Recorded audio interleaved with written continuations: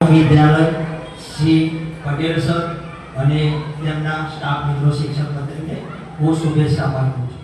પહેલા તો એ જ કહીશ કે પટેલ સર પરેશ સર ના આવ્યા હોય તો કેટલા આપણે કેટલા વાલીના વાલીઓ એલસી કઢાવી જવાના હતા. ઉભા થાવ જરા, થોડોક ઉભા થાવ કે જો પરેશ સર ના આવ્યા હોય તો કેટલા બાળકોના માતા પિતા એલસી કઢાવી જવાના હતા આ સ્કૂલમાં. સન્માનના બધા ઉભા જે ઓકે આજે મેં વિચાર્યું હતું મારો છોકરો પટેલ નમ્ર રિંકલભાઈ બાળ મંદિરથી મેં મૂક્યો હતો, ધોરણ 1 માં ભણતો હતો. આજથી 8 મહિના થયા એની પરીક્ષા પૂરી થઈ તો 2 મહિના પછી મેં વિચાર્યું હતું કે એનું એલસી હું કઢાવી લઈશ એમ. પણ 2 મહિના પછી જે પરીક્ષા પૂર્ણ થઈ પરેશ સર આવી ગયા હતા તો મારો બાળક એમ કહેવા લાગ્યો કે હું પ્રમુખ વિદ્યાલયમાં જ ભણીશ એમ. એટલે જે પરેશ સર જે આપણા બાળકો માટે કરી રહ્યા છે એ ખાસ છે. અને પરેશ સરને જેટલું બાળક પ્રેમ કરે છે ને એટલું મારા પિતા નથી કરતું.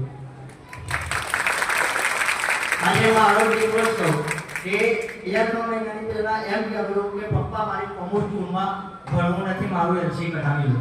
અને એ જ પરેશ સર 2 મહિના પછી આવ્યા, એ જ મારું બાળક અત્યારે એમ કહે છે કે પપ્પા મારે પ્રમુખ સ્કૂલમાં જ રહેવું છે.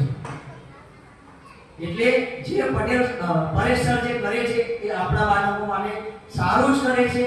અને જે એમના શિક્ષક મિત્રો ખરા એ રવિવારે આગલા મહિને રવિવારે તેમના મેળાનો ફોન આવ્યો તો મને વાતચીત કરી, એમને બધું પૂછ્યું, સવાલ કર્યા, મને ગમ્યું, યોગ્ય લાગ્યું. એટલે આપણા બાળક માટેનો જે પ્રમુખ વિદ્યાલય સ્ટાફ છે એ સરસ છે.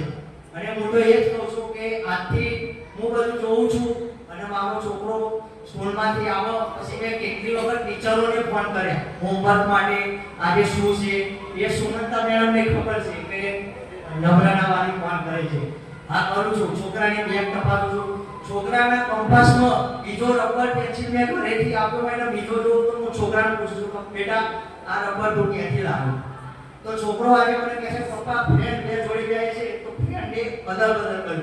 મારો તો ખાસ કહેવાનો ભાવ એમ છે કે આપણો છોકરો ચોરી કરીને નથી લાવ્યો, એ જ જોવાનું છે કે આજે સ્કૂલમાંથી જો રબર ચોરી લાવશે તો કાલ ઉઠીને મોટો થશે તો એ શું નીકળે.